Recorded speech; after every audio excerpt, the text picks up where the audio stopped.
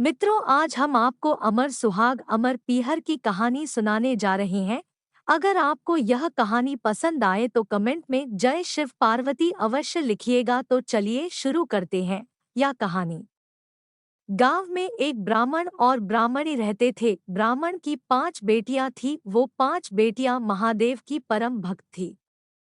वह हर रोज मंदिर में जाकर के भगवान शिव की पूजा करती थी और कहानी सुना करती थी। प्रतिदिन सुबह शाम वे शिव जी के सामने दीपक जलाया करते थी। 4 बेटियों का दीपक तो बहुत देर तक चलता रहता, लेकिन सबसे छोटी बेटी का दीपक बहुत जल्दी बुझ जाता था। छोटी बिटिया यह सब देख करके कुछ समझ नहीं पाती थी कि ऐसा क्यों होता है कि सबका दीपक देर तक चलता है और मेरा दीपक बहुत जल्दी बुझ जाता है। छोटी बेटी एक दिन अपने माँ से पूछती है कि माँ, सबका दीपक तो देर तक चलता है और मेरा दीपक इतनी जल्दी क्यों बुझ जाता है।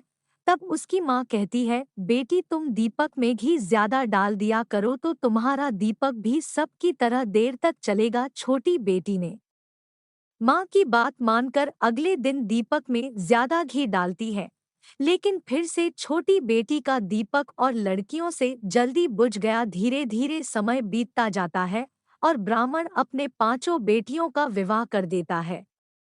ब्राह्मण के 4 बेटियां बहुत संपन्न थी, उन्हें किसी प्रकार के धन्य धान्य की कमी नहीं थी, लेकिन छोटी बेटी बहुत गरीब थी। छोटी बेटी का पति रोज कमा कर लाता और रोज ही खत्म हो जाता था। एक दिन छोटी बेटी का पति जंगल से लकड़ियां काट कर लाया, लेकिन लकड़ियां बहुत कम थी। तो छोटी बेटी ने पूछा, आज इतनी कम लकड़ियां काट कर लाए हो, इतनी कम लकड़ियों में क्या होगा। तब उसके पति ने कहा कि क्या करूं, आज मेरी तबीयत ठीक नहीं है।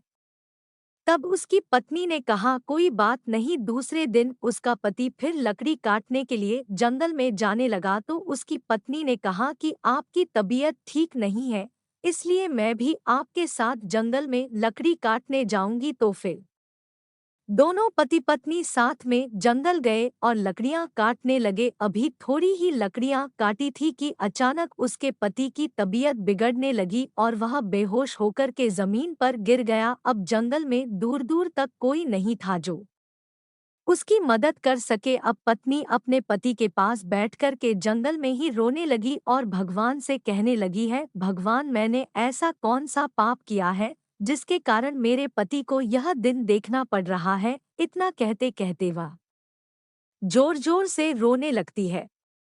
इसी समय माँ पार्वती और महादेव भ्रमण के लिए उसी जंगल से गुजरते हैं।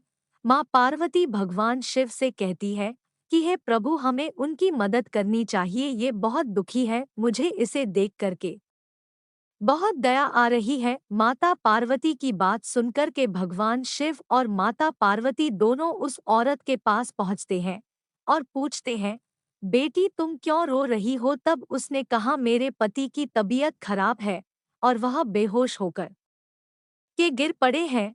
तब भगवान शिव ने कहा, बेटी अपने पति को घर ले जाओ, तुम्हारा पति मर चुका है, तुम इसे घर ले जाओ। तब वह बोली कि मैं उसके बिना घर नहीं जाऊंगी। उसे रोता देख भगवान शिव को उस पर दया आ गई। भगवान थोड़ी देर उसे औरत को देखते रहे। तब भगवान शिव ने कहा, अरे तुम तो वही हो जो हर रोज मंदिर में मेरे आगे दीपक जलाती थी, तुम्हारा दीपक बहुत जल्दी बुझ जाता था। तब औरत बोली, हाँ प्रभु, मेरा दीपक हमेशा जल्दी बुझ जाता था। तब भगवान बोले कि बेटी, तुम्हारा दीपक इसलिए जल्दी बुझ जाता था क्योंकि तुम दीपक तो हर रोज जलाती थी, लेकिन तुम कभी सुहाग की कहानी नहीं सुनती थी, इसीलिए तुम्हारा दीपक जल्दी बुझ जाता था और सबका दीपक देर तक चलता रहता था। यह सब सुनकर के वह औरत भगवान के चरणों में जा गिरी और कहने लगी है, भगवान मुझे क्षमा कर दीजिए, मुझसे गलती हो गई, मैं सुहाग की कहानी हमेशा सुनूंगी और दीपक रोज जलाऊंगी, लेकिन प्रभु मेरे पति को जीवित कर दीजिए। यह सब सुनकर पार्वती ने शिव जी से कहा कि इस औरत के पति को जीवन दान दीजिए, यह आपकी सच्ची भक्त है।